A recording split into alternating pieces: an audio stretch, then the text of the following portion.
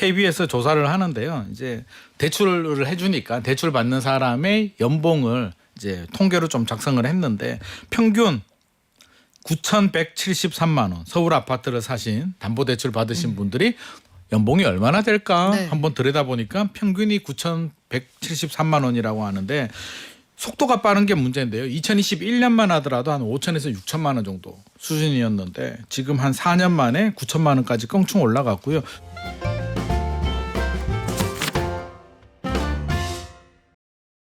한 주간의 집값 흐름과 주요 부동산 현안, 부동산경제연구소 김인만 소장과 함께 전망합니다. 안녕하세요. 안녕하세요. 자, 지난주에 인만이 형이 왜 먼저 나오셨는지 너무 궁금해하셔서 제가 예능 갔다 왔다고 말씀드렸어요. 하준균님께서 과연 이 방송은 예능인가 경제방송인가?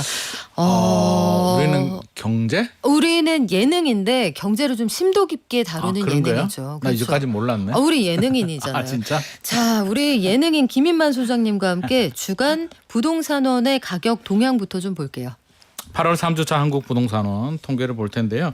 이제 0.09%까지 내려왔습니다. 서울 평균이 0.1% 아래로 내려온 점은 이제 안정을 찾고 있다라고 보여지는데 내려오는 속도는 뭐 굉장히 완만하게 지난주가 0.1%였고 그 전주는 0.14%였으니까 천천히 안정이 되고 있고요. 서초구도 0.15%, 강남구 0.12인데 송파구만 0.29% 여전히 좀 높긴 합니다. 많이 0.88에서 내려오긴 했는데 그 신축 아파트들 잠실 르엘이나 그 잠레아, 잠실 레미안 아이파크가 좀 강세를 보여주는 것 같고요. 나머지 전반적으로는 인천이 마이너스 0.01%, 경기도 0%, 지방 마이너스 0.02. 전체적으로는 좀 안정을 찾고 있다. 서울도 이제 서서히 안정을 찾고 있는데 하락 전환은 되지 않았다. 이 정도로 정리할 수 있을 것 같습니다. 동네별로 보면은 우리 성동구하고 마포구는 그럼에도 불구하고 많이 올랐다. 잠실도 많이 올랐더라. 지난주에 말씀드렸는데 이번 주에는 어때요? 그 지역들도 사실 뭐 지역 섹터별로 좀 차이는 있습니다. 성동구, 마포구 같은 경우들도 성동구는 보니까 금호, 성수동 그 지역만 네, 그쪽만 많이 올라서 상당히 강세고요. 0.15%면 여전히 굉장히 강세네요. 그 지역들은 부르는 게 값이고 네. 마포구도 뭐 평균은 0.06%인데 또 신축 아파트들은 여전히 또 신고가 계속 나오고 있기 때문에 그냥 평균은 평균일 뿐이다.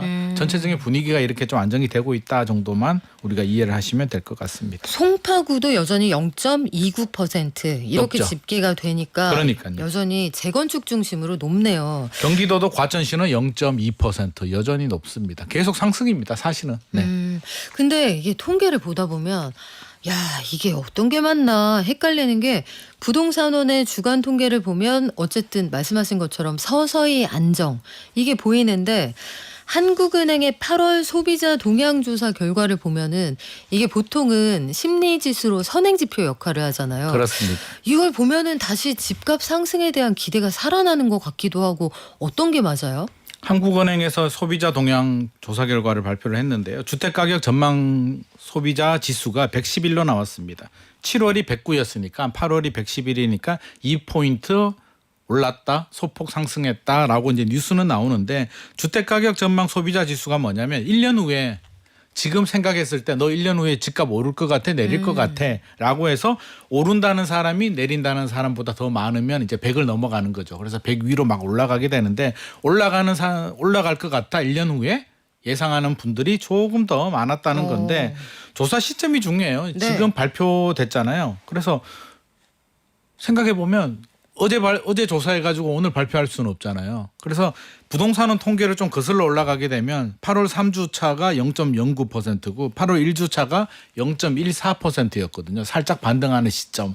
이 시점에서 저는 조사하지 않았나. 그래서 7월은 무서워. 대출 규제 어떻게 되지? 나 어떻게 돼? 라는 굉장한 공포 심리를 좀 가지고 있었다면 8월 들었으면서 휴가 갔다 왔는지 다들 별로 이제 공포감은 없더라고요. 마음이 좀 풀어졌어요. 마음이 좀 풀어지고 네. 뭐 어떻게 되겠지라는 생각을 가지고 있기 때문에 그런 심리가 반영이 된 거고요. 저는 한국은행 조사나 부동산원 조사나 크게 다르지는 않는다. 한국은행도 서서히 완만하게 둔화되고 있기 때문에 그런 심리가 반영이 되지 않았나 생각을 하고 있습니다. 그럴 수 있겠네요. 한 달 전하고 비교하는 거니까 7월이 확 꺼지면 이게 소위 기저 효과라고 하는 그렇습니다. 건데 지하 3층에서 올라오다 보니까 많이 올라왔네 이렇게 보일 수 있지만 전체적인 기조상은 좀 줄어드는 것 같다. 이렇게 정리가 되는데 전국 상위 20% 그러니까 5그룹으로 나누면 제일 비싼 네. 상위 그룹인데 네. 평균 가격이 이제 14억 원을 넘었대요. 전국 평균이. 그리고 서울의 상위 20% 5분위 아파트 가격은 평균 32억 6,250만 원이라고 합니다. 2배 이상 차이가 나는데 고가 아파트 상승세하고 대조적으로 전체적인 집값의 상승폭, 상승 속도는 좀 더뎌지고 있다고 하는데 네. 이거 완전히 양극화가 되는 모양이에요.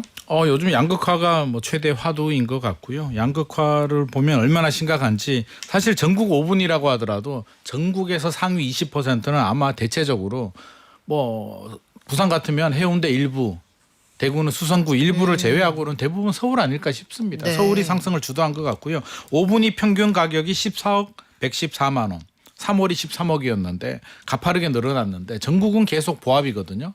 하향 보합인데 이게 한 3개월, 4개월 만에 올라갔다는 얘기는 결국 서울 집값이 올라가면서 전국 평균도 끌어올렸다고 보여지는데요.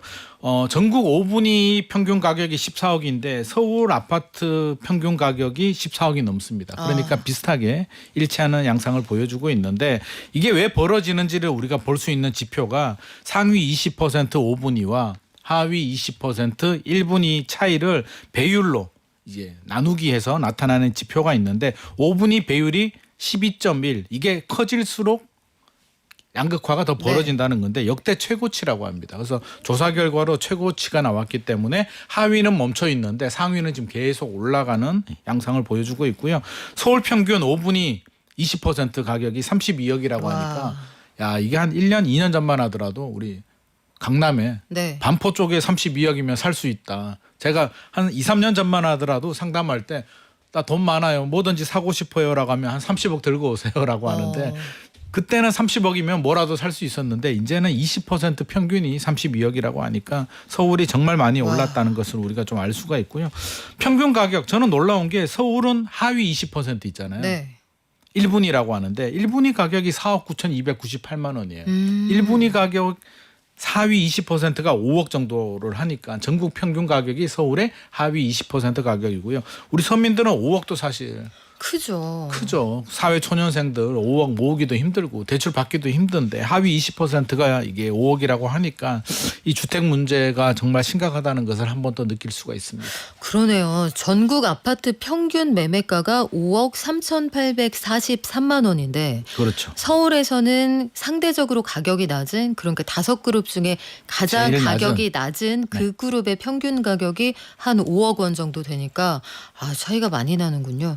자, 근데 서울 아파트 사려면 연봉이 얼마나 돼야 될까 이런 거 우리가 계산해 보는데 와 진짜 아득하다 싶잖아요. 네네. 근데 2분기에 KB은행에서 아파트 담보대출을 이용해서 서울 아파트 구입한 가구 연평균 소득을 집계해봤더니 9천만 원이 넘어요. 9천만 원 넘는 와. 것으로 나왔습니다. 저도 깜짝 놀랐는데 네. KB에서 조사를 하는데요. 이제 대출을 해주니까 대출 받는 사람의 연봉을 이제 통계로 좀 작성을 했는데 평균 9,173만 원 서울 아파트를 사신 담보대출 받으신 분들이 연봉이 얼마나 될까 네. 한번 들여다보니까 평균이 9,173만 원이라고 하는데 속도가 빠른 게 문제인데요. 2021년만 하더라도 한 5천에서 6천만 원 정도 수준이었는데 지금 한 4년 만에 9천만 원까지 껑충 올라갔고요. 추세 흐름을 보게 되면 계속 올라갑니다. 2023년 4분기가 7,800만 원, 2024년 3분기가 8,200만 원 계속 올라가는데 우리가 PIR이라고 있잖아요. 네. 집값 대비 소득 대비 집값 비율. 그러니까 PIR이 올라가게 되면 집값이 많이 올랐네라는 걸 이제 의미를 하는데 2022년 2분기가 14.8이었고요. 지금 올해 2분기가 10.6으로 떨어졌는데 사실 PIR이 떨어졌다는 얘기는 집값이 떨어졌나? 라고 해석할 수는 있는데 이거는 서울 집값이 떨어진 게 아니라 분모인 소득이 늘어났기 때문에 소득이 실제로 우리나라 경제가 좋아서 막 연봉이 올라갔다라기보다는 요즘 대출 규제 DSR에 스트레스 DSR까지 하다 보니까 소득이 낮은 분들은 대출이 안 나오는 거고요. 그렇죠. 소득이 높은 분들만 대출을 받다 보니까 통계적으로 이렇게 높게 집계가 되고 있는 상황입니다. 한마디로 소득 높은 사람이 대출을 받아서 집을 사고 소득 낮은 사람은 못 사고 있다라고 우리가 해석을 할 수 있습니다. 결과적으로 대출 시장이 양분되고 있다 이렇게 볼 수가 있을 것 같은데 서울 아파트 가격이 단기간에 많이 올랐다는 건 다들 잘 알고 계시는 사실인데 최근에 서울 아파트 증여가 그렇게 많대요. 증여라는 거는 안 팔고 자기 뭐 자식이든 가족에게 준다는 얘기잖아요. 네. 2년 2개월 만에 증여가 가장 많이 늘었다는데 이거 왜 그렇습니까? 증여를 하는 이유는 이제 대부분 부모가 자식한테 이제 해주잖아요. 뭐 자녀가 부모한테 해주는 경우들도 일부 있습니다만 이제 왜 해주느냐?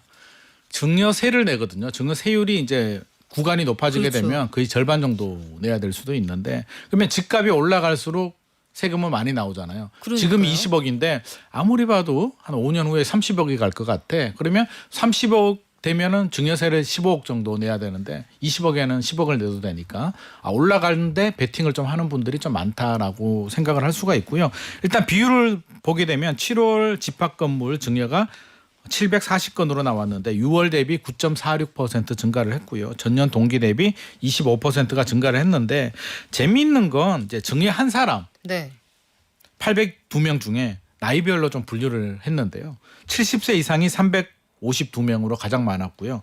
60에서 69세가 240명, 50에서 59세가 111명. 한마디로 연로하신 부모님이 자녀한테 증여를 많이 한 것 같고 그럼 받은 사람은 누구야? 라고 보니까 30에서 39세가 228명 가장 많았고요. 40에서 49세가 190명, 50에서 59세가 157명이 받았습니다. 부럽습니다. 일단 지역별로 보게 되면 역시 네. 더 부러운데요. 강남구, 서초구, 송파구가 대부분의 증여를 다 차지하고 있기 때문에 결국에는 부의 대물림이라고 생각합니다. 제가 최근에 만난 분도 얘기 들어보니까 이 지역은 대출 규제 영향이 없어요. 그냥 부모님이 집도 주고 돈도 주고 야. 모든 걸 세팅해서 증여를 해주기 때문에 전혀 규제가 영향을 받지 않는다라고 하는데 이 바로 통계에서도 이렇게 나타나고 있습니다. 그래요. 이거 막 들으시면서 여러 가지 생각들 하실 거예요. 대부분의 경우에는 우리 부모님의 노후 대책이 나 그 자체인 경우가 많거든요. 내가 우리 부모님의 노후 대책인 경우가 많은데 그렇죠. 증여가 이렇게 늘어난다. 그러니까 앞으로 이 소위 말하는 고가 부동산이 모여 있는 지역에 계신 고령층들은 우상향 가능성을 더 본다 이런 뜻이겠네요. 그렇습니다. 맞습니다. 네. 자, 그런데 수도권의 새집 입주 물량은 많이 줄어든다고 합니다.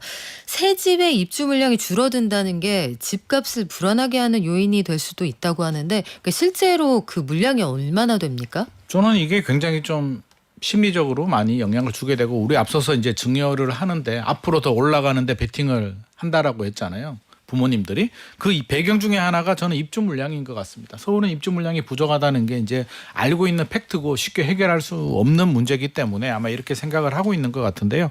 9월 수도권 아파트 입주 물량이 5,695가구로 8월이 9,655가구였으니까 8월 대비 9월 물량이 41% 정도 많이 줄어듭니다. 서울은 128가구가 나오고 경기도 4,600, 인천이 875가구인데 서울의 128가구는 우리 여기도 한번 우리 목돈연구소에서 네. 한번 소개해드린 초고가 분양가 포제스 한강이라고 네. 광진구에 그 아파트가 이제 9월에 입주를 합니다. 그래서 오. 그 물량이 128개가 나오는 그 거고요. 우리한테 아무 의미 없잖아요.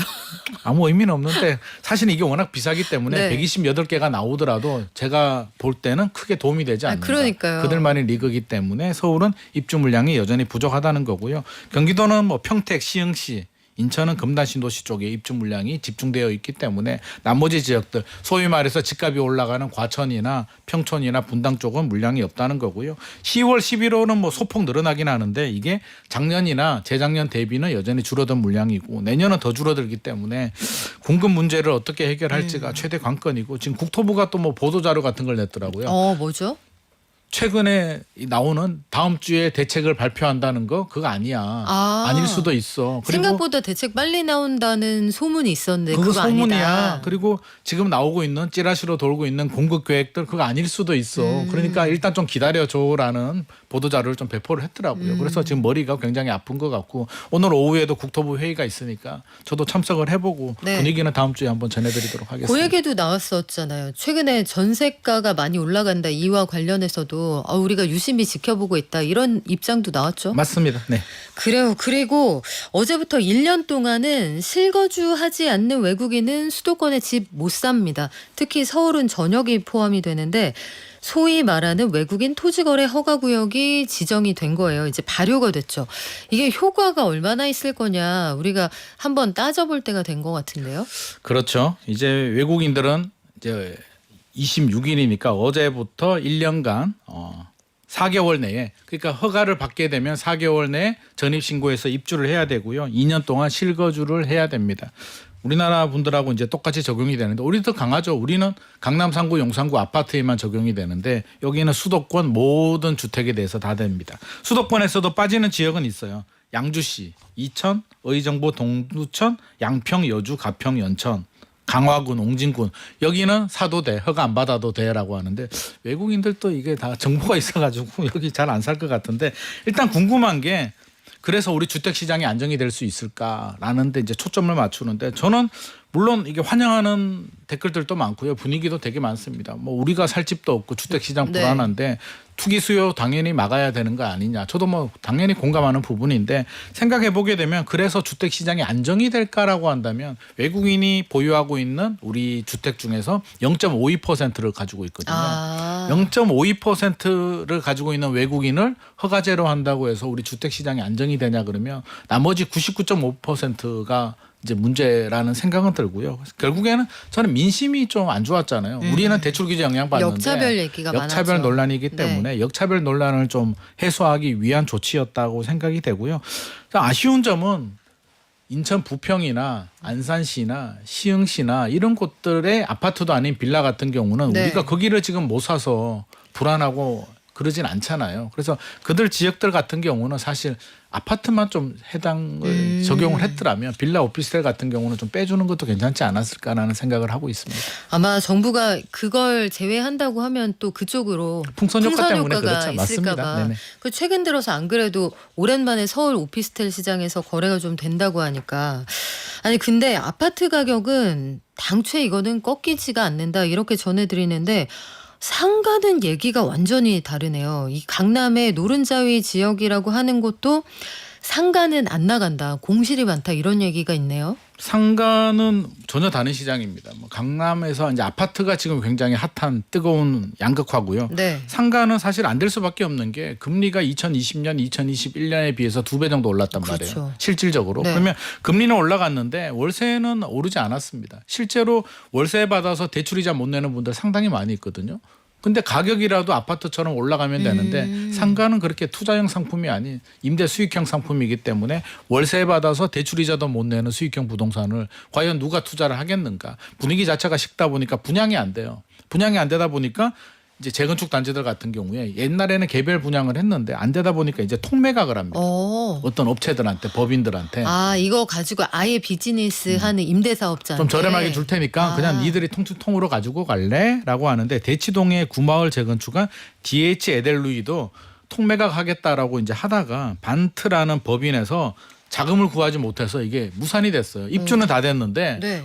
이걸 받아서 공사비를 줘야 되는데 현대건설한테 공사비를 못 줘가지고 입주를 못할 위기에 처해서 부랴부랴 PF 대출 받아가지고 지금 메웠거든요. 네. 그래서 결국에는 빨리 마무리가 안 되면 조합원들이 대출 이자를 내야 되니까 이제 굉장히 부담스럽고요. 나머지 뭐 그 메이플자이 같은 경우도 굉장히 좋은 아파트잖아요. 3,300가구가 넘는데 상가가 59개밖에 안 됩니다. 이 정도는 옛날 같으면 그냥 눈 감고 분양해도 다 되는 분양인데 진짜요? 눈 뜨고. 눈은 떠야 되나? 네. 그런데 지금 이것도 안 돼가지고 지금 통매각을 했다라고 합니다. 잠실 르엘도 요즘 핫하잖아요. 네. 잠실 르엘도 지금 통매각으로 일괄 매각으로 한다라고 하니까 상가 시장은 정말 어려운 것 같습니다. 자, 그리고 지금 집값을 잡고 안정시켜서 결국은 서민들의 내 집 마련 꿈에 가깝게 다가가게 하겠다. 이게 정부가 내놓았던 6.27 대책의 궁극적인 목표인데 집값을 잡으려고 대출 규제를 했더니 임차권 등기 명령이 6.27 규제 이후 급증했다. 이게 말이 너무 어렵거든요. 이게 무슨 뜻이에요? 임차권 등기 명령이라고 한다면 이제 우리가 대항력이라고 하는데 내 전세금은 채권 계약이에요. 그냥 종이로 친구한테 돈 빌려준 거하고 똑같거든요. 그냥 차용증입니다. 네. 그럼 친구가 돈 안 빌려주면 어떻게 해야 될까요? 뭔가 조치가 필요하잖아요. 그렇죠. 경매를 넘겨야 되는데 이게 어떤 근저당을 잡는 물건이 아니기 때문에 대항력이라고 하는 게 필요한데 대항력이 뭐냐면 전입신고하고 이사를 가가지고 짐 보따리 풀어놓고 네. 살고 있는 게 대항력이고요. 거기에 확정일자 받게 되면은 이제 후순위보다 먼저 경매로 받을 수가 있는 게 이제 근데 전세금을 못 받아요. 근데 다른 집에 이사를 가야 돼요. 네. 주소를 빼면은 대항력이 상실되잖아요. 그렇죠. 어떡하지? 라고 했을 때 임차권 등기 명령을 하게 되면 등기부 등본에 얘 채권 있어 라는 걸 딱 찍어줍니다. 그러면 이사를 가도 대항력이 보존이 되기 때문에 많은 분들이 전세금 못 받는 분들이 하는 거다라는 건데 임차권 등기 명령이 늘어났다는 얘기는 전세금 못 받은 분들이 늘어났다는 얘기인데 얘기죠. 그 왜 집주인이 왜 나가야 되는데 돈 안 주는 거예요? 일단 두 가지죠. 집주인이 전세금을 못 주는 이유는 새로운 세입자를 구하지 못했기 때문인데요. 새로운 세입자를 구하지 못했던 이유는 새로운 세입자가 전세 대출이 잘 안 나옵니다. 그러다 현금 보니까- 있는 세입자를 구하지 않는 이상 그렇죠. 기존의 전세금을 맞춰줄 새로운 세입자 구하기가 어렵고요. 버팀목 대출도 줄었잖아요. 한도액 줄고 신혼부부도 줄고 허그에서 보증보험 한도도 줄였기 때문에 안 됩니다. 두 번째 방법은 집주인이 퇴거자금 대출을 받아서 그래 세입자 안 들어오니까 내가 대출 받아서 줄게라고 하는데 네. 퇴거자금 대출도 2억에서 1억으로 줄였습니다. 그러다 보니까 세입자도 못 구하고 퇴거자금 대출도 안 나오다 보니까 지금 임차권 등기 명령이 늘어난 것입니다. 야, 이게 그래요. 항상 이게 좋은 의도와 달리 또 여러 가지 효과가 예상치 못하게 나타나기도 하는데 끝으로 이거는 진짜 너무 화가 나던데 역세권 민간임대 분양 사기로 한 500명한테 큰 피해를 준 일당이 잡혔네요. 근데 이거 왜 자꾸 이런 일이 반복되는 거예요? 이거 정말 속상하고 화가 나는데요. 이 사기입니다. 그냥 사기인데 허위 분양으로 이제 민간 분양 임대 분양을 한다고 해서 10년 후에 분양 전환되는데 야 니들 수억 먹을 수 있어. 자격도 필요 없고 통장도 필요 없어. 그냥 계약금만 내면 돼. 그런 게 라고 있으면 하는데 다 했죠. 이게 땅이라도 확보해놓고 하면은 괜찮은데 땅도 확보하지 않고 모델하우스까지 만들었답니다. 모델하우스도 만들었다고요? 그러니까 사기치려고 모델하우스까지 만들었는데 많은 분들이 528명이 85억 원을 지금 사기를 당했는데 저는 정말 화가 나는 게 주범이 2명이 있는데 한 명은 구속 전에 신문에 출석하지 않고 도주했다고 합니다. 그리고 또 한 명은 영장 기각이 돼서 풀려났다고 하니까 네. 제발 사기꾼들 좀 제발 좀 강하게 좀 처벌 좀 해주면 좋을 것 아니 같습니다. 영장 기각은 이해가 안 되는데 요거 나중에 어떻게 처리되는지 저희가 매 눈으로 지켜보고 진짜 말씀드릴게요. 자영업자들이 너무 힘드니까 상가가 나갈 수가 없습니다. 이런 의견도 주시고 이게 거품이 깨지는 순서가 아닌가요? 이런 주장도 하시는데 이 대출에 따라서 대출력에 따라서 완전히 시장이 나뉘는 그런 상황인 것 같습니다. 오늘 말씀은 여기까지 들을게요. 지금까지 부동산경제연구소 김인만 소장과 함께했습니다. 고맙습니다. 감사합니다.